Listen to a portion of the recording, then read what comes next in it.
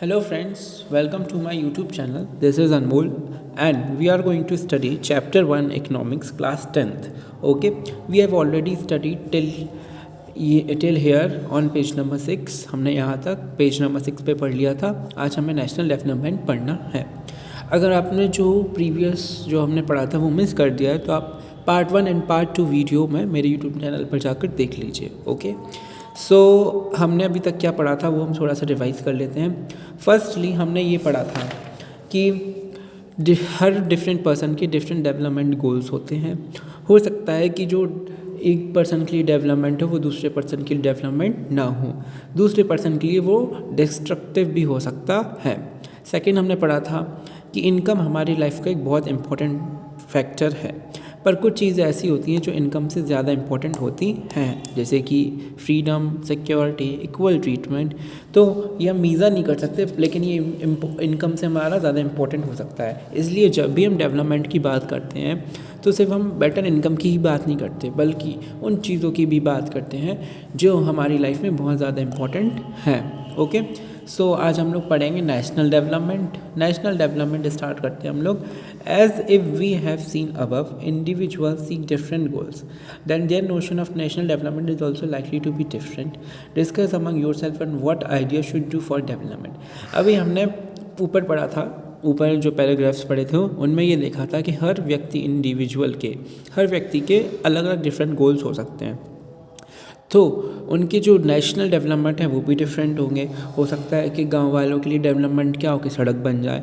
हो सकता है कि शहर में जो लोग रहते हैं उनके लिए नेशनल डेवलपमेंट क्या हो कि वहाँ पे उनकी अच्छे अच्छे पार्क्स बन जाएं, साथ में मॉल्स बन जाएं. तो ये हो सकता है उनके लिए डेवलपमेंट हो. तो हर पीपल के लिए डिफरेंट डिफरेंट डेवलपमेंट गोल्स होते हैं नेशनल के लिए. Okay, so most likely you would find that different student in the class have given different answer to the above question. अगर आप अपनी क्लास में इसके बारे में डिस्कस करेंगे तो हर जो चाइल्ड होगा वो डिफरेंट आंसर देगा.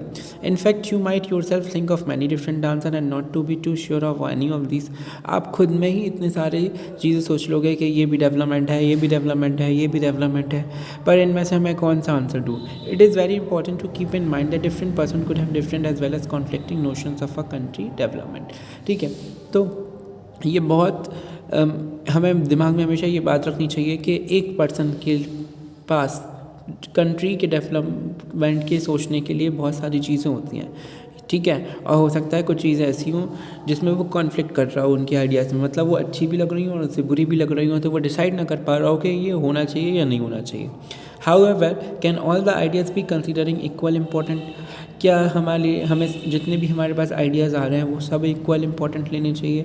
और if there are conflicts how does one decide. और अगर उन आइडियाज़ के बीच में कॉन्फ्लिक्ट है तो हम कैसे डिसाइड करेंगे.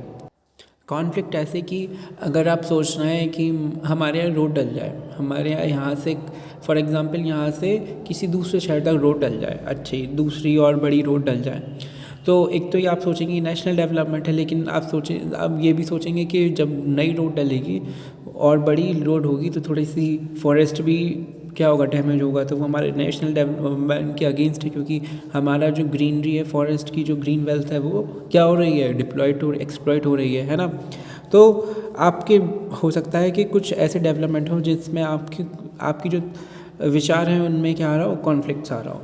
What would be a fair and just path for all. We also have to think whether there is a better way of doing things. हमें ये भी सोचना होगा क्या कोई और तरीका है जिससे जितनी भी चीज़ें हैं वो और अच्छे से हो सकती हैं. Would the idea benefit a large number of people or any only a small group? और जो भी हमारा डेवलपमेंट किया जा रहा है उससे कितने लोगों को बेनिफिट हो रहा है.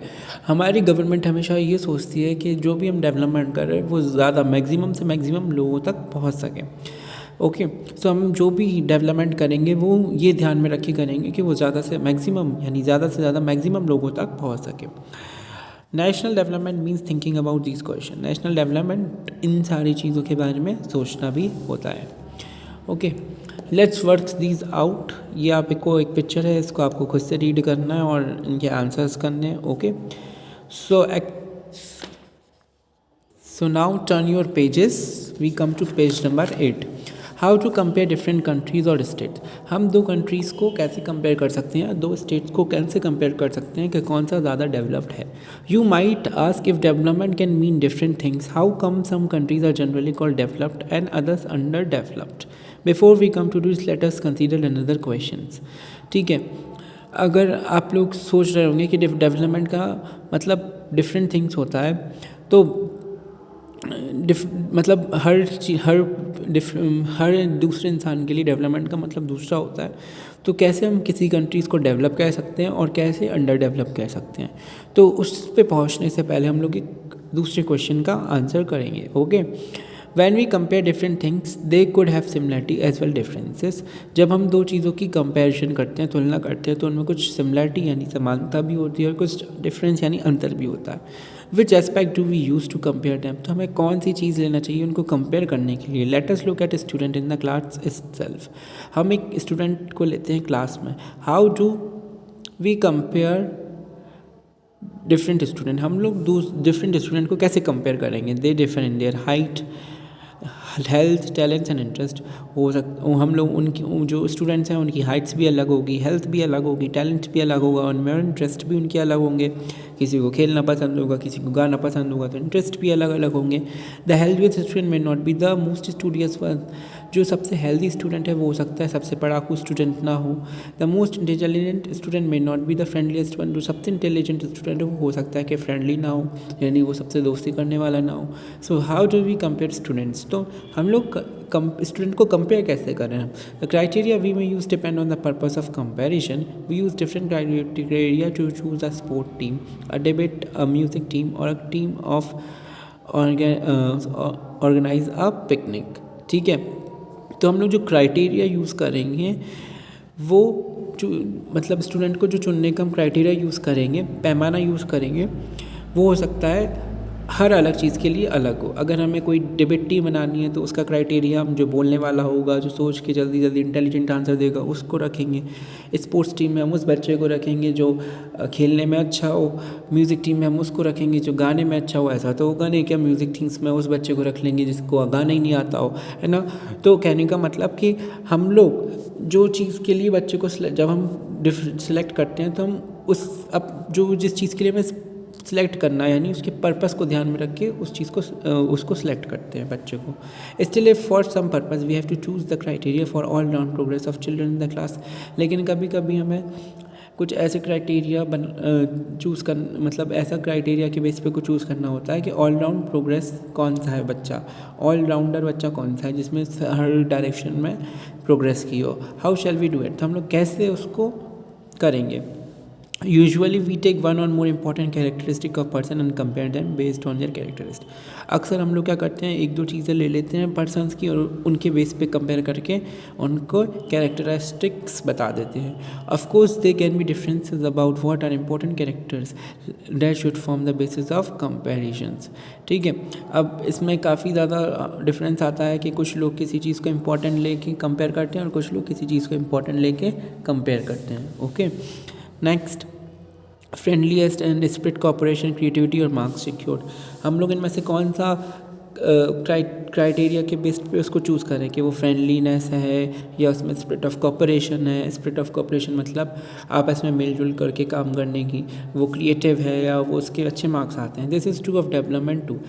ये डेवलपमेंट के मामले में भी ऐसा ही होता है. For comparing countries their income is consider to be one of the most important attributes. जब हम दो कंट्रीज़ को कंपेयर करते हैं तो उनकी जो इनकम है वो एक बहुत बड़ा इंपॉर्टेंट उनका एट्रीब्यूट होता है, फीचर होता है, विशेषता होती है. ठीक है, तो जब हम दो कंट्रीज़ को क्या करते हैं, कंपेयर करते हैं, तो उनकी इनकम तो हम लोग लेते ही लेते हैं. Countries with higher income are more developed than other with less income. तो जिन कंट्रीज़ की इनकम ज़्यादा होती है वो डेवलप्ड होती हैं और जिनकी कम होती हैं वो लेस डेवलप होती हैं. This is based on the understanding that more income means more of the things that human being need. इसको हम ऐसे भी समझ सकते हैं कि अगर आपकी ज़्यादा इनकम है तो आप अपनी ज़्यादा ज़रूरतें पूरे कर सकते हो. Whatever people like and should have they will be able to get with great income. जो लोग पसंद करते हैं और चाहे उनको नीड है जिस चीज़ की वो अपने लिए यूज़ कर सकते हैं, वो मतलब ले सकते हैं. ठीक है, अगर उनकी इनकम ग्रेटर है. So greater income self is consider to be one important goal. इसलिए एक जो ज़्यादा इनकम है उसको एक बहुत इंपॉर्टेंट डेवलपमेंट का क्राइटेरिया रखा गया है। Now what is the income of country. अब इनकम ऑफ कंट्री कैसे निकालें। Intuitively the income of the country is the income of all the resident of the country. Income of country से मतलब है कि उस कंट्री में जितने लोग रह रहे हैं रेसिडेंट, उन सब की total income. This give us the total income of the country. इससे हमें पता लग जाएगा कि उस कंट्री की टोटल इनकम क्या है। However for comparison between countries total income is not such an useful measure. लेकिन जब हम दो कंट्रीज़ की इनकम कंपेयर करते हैं तो टोटल इनकम एक यूज़फुल मेजर नहीं है। क्यों नहीं है। Since countries have different population, क्योंकि कंट्रीज़ की अलग अलग पॉपुलेशन हो सकती है, तो comparing total income will not tell us what an average person is likely to earn. तो हो सकता है कि किसी कंट्री में ज़्यादा लोग हैं तो उस कंट्री की ज़्यादा इनकम निकल आए, और किसी कंट्री में कम लोग हैं तो उसकी कम निकले। तो ये एक हमारा कह सकते हैं हम लोग, ये जो टोटल इनकम है वो एक यूज़फुल मेजर नहीं है। ठीक है। Are people in one country better off than other in different countries, hence we compare the average income what is total income of the country divided by its total population. तो हम लोग क्या करते हैं, एवरेज इनकम निकालते हैं countries की। Average income कैसे निकाली जाती है। एवरेज इनकम निकाली जाती है कि जो टोटल हमारी इनकम है उसको जितने लोग रहते हैं उससे डिवाइड कर दें, तो एक इंसान की जो इनकम आ जाएगी वो एवरेज इनकम आ जाएगी। तो हमें पता चल जाएगा कि एक इंसान उस कंट्री में कितना कमा रहा है। तो उससे हम लोग क्या करते हैं, दो कंट्रीज़ को कंपेयर करते हैं। The average income is also called पर कैपिटा इनकम। एवरेज इनकम को हम क्या बोलते हैं, पर कैपिटा इनकम बोलते हैं। In world development reports brought out by the world bank, this criteria is used in classifying countries. World development reports जो कि एक रिपोर्ट होती है वर्ल्ड बैंक निकालता है, उसमें ये जो एवरेज इनकम है एक बहुत इंपॉर्टेंट क्राइटेरिया है कंट्रीज़ को क्लासीफाई करने का। Countries with per capita income of $12,056 per annum अबव above 2017 are called rich countries. ठीक है। उसके हिसाब से जिन कंट्रीज़ की पर कैपिटा इनकम $12,056 पर एनम यानी पूरे साल भर से ज़्यादा होगी 2017 में, वो रिच कंट्रीज़ होंगी।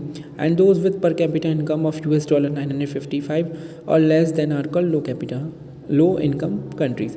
और जिनकी इनकम $955 से पर कैपिटा कम होगी वो हमारी क्या होंगी, लो इनकम कंट्रीज़ होंगी। India come in the category of low middle income countries. India जो है वो लो मिडिल इनकम कंट्रीज़ की कैटेगरी में आती है, बिकॉज उसकी पर कैपिटा इनकम 2017 में कितनी थी, $1820 पर एनम। ठीक है। The rich countries excluding countries of Middle East and certain other small countries are generally called developed countries.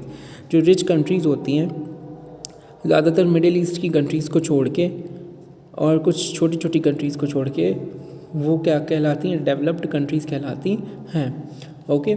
सो आज हमने इतना पढ़ लिया, कल हम पेज नंबर 9 से पढ़ेंगे। सो जितना भी हमने पढ़ा है अभी तक आप उसको रिवाइज़ कीजिएगा और पुराने वीडियोज़ को देखिएगा, और इस वीडियो को लाइक कमेंट शेयर करना नहीं भूलिएगा और सब्सक्राइब करना भी। ओके। सो हम इसके आगे नेक्स्ट वीडियो में पढ़ेंगे। Okay bye.